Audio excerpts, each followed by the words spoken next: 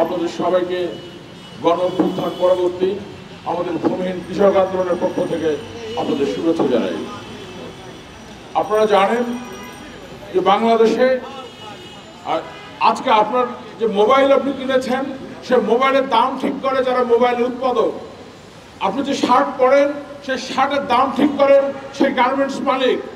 আপনি যে কলম কেনেন সেই কলমের দাম ঠিক করেন সেই কারখানার মালিক।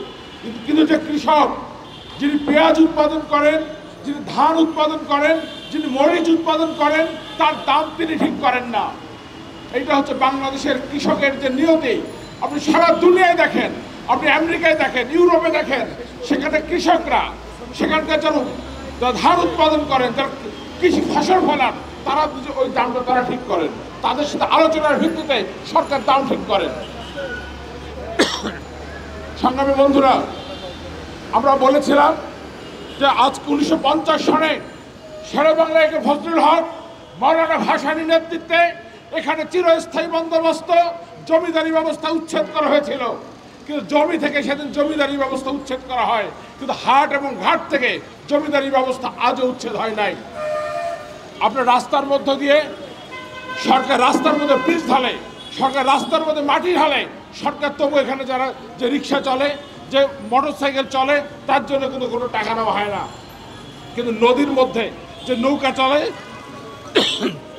সেই নৌকার জন্যে তারা নৌকার জন্য বালতি ভাড়া নেয়। আপনারা জানেন একটা টেম্পুতে 10টা লোক ওঠে, সেটা যে মেশিন দিয়ে চলে সেটা যে 40 কিলোমিটার যদি যায় তার যে ভাড়া, ঠিক ও একই পরিমাণ তেল খরচের মধ্য দিয়ে যে নৌকাটা ধরেন চিলমারি থেকে রৌমারি যাবে, একটা নদী পার হবে, তার ভাড়া হচ্ছে তার চেয়ে 5 গুণ। অথচ আপনারা জানেন, অথচ নৌকার মধ্যে একটা অটো বা একটা ভটভটির মধ্যে যে পরিমাণ লোক ওঠে তার চেয়ে 10 গুণ লোক একটা নৌকায় উঠতে পারে। সেই অর্থে নৌকার যে ভাড়া সেটা অটো, বাস এবং ভটভটির চাইতে 10 গুণ কম হয়ে যাওয়ার কথা, কিন্তু সেটা হয় নাই। তো আজকে আমরা যে জায়গায় এসে দাঁড়িয়েছি, আপনারা দেখবেন যে আমাদের ভোট ছাড়াই ইশরাক সাহেব ঢাকা দক্ষিণের মেয়র হয়েছেন। আপনার চিটাগংয়ের শাহাদত সাহেব তারা স্থানীয় সরকারের কথা বলেছে, তারা স্থানীয় সরকার চায় না, কিন্তু তারা চিটাগংয়ের মেয়র শাহাদত সাহেব বিএনপির নেতা, তিনি মেয়র হয়ে গেছেন। তো আপনারা স্থানীয় সরকারের নির্বাচন চান না ইশরাক সাহেব, শাহাদত সাহেবরা, কিন্তু আপনারা স্থানীয় সরকারের মেয়র হয়ে গেছেন। কিন্তু গ্রামের যে কৃষক, উপজেলার যে মানুষ, তারা তাদের চেয়ারম্যানের সেবা পাইতে চায়, ইউনিয়ন পরিষদের মানুষেরা ইউনিয়ন পরিষদের সেবা পাইতে চায়। তার বেলায় আপনারা বলছেন জাতীয় নির্বাচনের কথা বলছেন। আপনাদের আরও একটা খবর জানিয়ে রাখি, আমাদের যে সংবিধান 72-এর যে সংবিধান আছে, সেই সংবিধানে কিন্তু স্থানীয় সরকার শব্দটাই নাই। সেখানে বাংলায় লেখা আছে স্থানীয় শাসন, আর ইংরেজিতে তারা লিখেছে লোকাল গভর্নমেন্ট। আর সংবিধানে তারা বলে দিয়েছে শেষ কথায় যে বাংলা এবং ইংরেজির বিরোধের ক্ষেত্রে বাংলা প্রাধান্য পাইবে। তার মানে সংবিধানে স্থানীয় শাসন আছে, স্থানীয় সরকার বলে কিছু নাই। তো এই 24-এর যে গণ অভ্যুত্থান, তার জন্য রাষ্ট্র সংস্কার আন্দোলন বাংলাদেশে গত 10 বছর ধরে একটা গণতান্ত্রিক সংবিধানের জন্যে, কৃষকের জন্যে, শ্রমিকের জন্যে একটা ন্যূনতম একটা সভ্য দেশ, ন্যূনতম একটা গণতান্ত্রিক বাংলাদেশের জন্য যে লড়াই করে গেছে গত 10 বছর ধরে রাষ্ট্র সংস্কার আন্দোলন, তার যে দাবি, তার যে আকাঙ্ক্ষা, তার সঙ্গে আপনারা দেখবেন আজকের বিএনপি নামে একটা বড় দল, তারা এখন বলছে তারা সংসদে গিয়ে এই কাজগুলো করবেন। কিন্তু আপনারা জানেন, যে তত্ত্বাবধায়ক সরকার, আমরা সবার রক্তের মধ্য দিয়ে যে তত্ত্বাবধায়ক সরকার আদায় করেছিলাম, এক হাইকোর্ট সে এক কলমের খোঁচায় সেই তত্ত্বাবধায়ক সরকারকে তারা ফেলে দিয়েছে।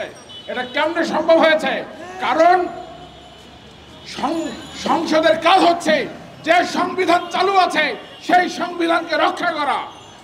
এই কারণে সংসদের পক্ষে সংবিধানের মধ্যে যে গণতান্ত্রিক সংবিধান করা, রাষ্ট্র সরকার প্রধান এবং রাষ্ট্রপ্রধানের ক্ষমতা আলাদা করা, এবং এক ব্যক্তিকেন্দ্রিক যে সংবিধান, প্রধানমন্ত্রী কেন্দ্রিক যে সংবিধান, এই সংবিধানকে জনক্ষমতাতান্ত্রিক বাংলাদেশের সংবিধানে পরিণত করতে গেলে আজকে এই সংসদ দিয়ে কখনোই সম্ভব না। আমরা তাই বলছি, সামনে যে নির্বাচন হবে সেই নির্বাচন একই সঙ্গে সেই নির্বাচন হতে হবে সংসদ নির্বাচন এবং গণপরিষদ নির্বাচন। আমাদের সামনে উদাহরণ কি? আমাদের সামনে উদাহরণ হচ্ছে ৭০ সালের যে নির্বাচন।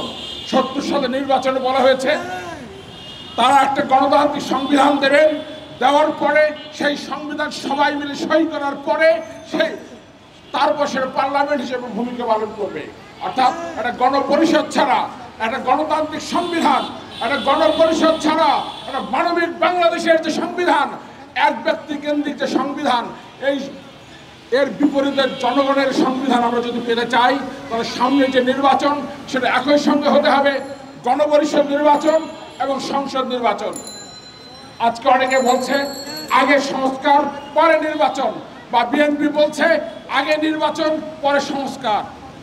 আমরা বলছি ৭০ সাল আমাদের সামনে উদাহরণ আছে, দুইটা নির্বাচনই আমরা একসঙ্গে করতে পারি। ১৯৭০ সালের মতো আমরা এটা করব এবং এখন এটা হচ্ছে আমাদের দাবি।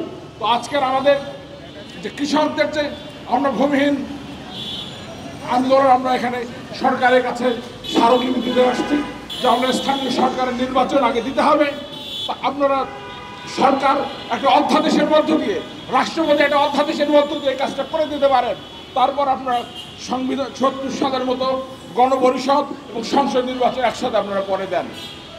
কিন্তু এই মুহূর্তে সারা দেশের জনগণের যে সেবা পাওয়ার যে সুযোগ, জনগণের যে ক্ষমতা প্র্যাকটিসের যে জায়গা, সেটা যে স্থানীয় সরকারের নির্বাচনটা আপনাদের আগে দিতে হবে। হাট ঘাটে যে জমিদারি প্রথা, যে ইজারাদারির নামে যে জমিদারি প্রথা চালু আছে, হাট ঘাট থেকে জমিদারি প্রথা উচ্ছেদ করতে হবে। এই দাবি রেখে আজকের আমাদের এই সংক্ষিপ্ত জনসমাবেশ এখানে শেষ করলাম। বাংলাদেশ চিরজীবী হোক। ধন্যবাদ সবাইকে।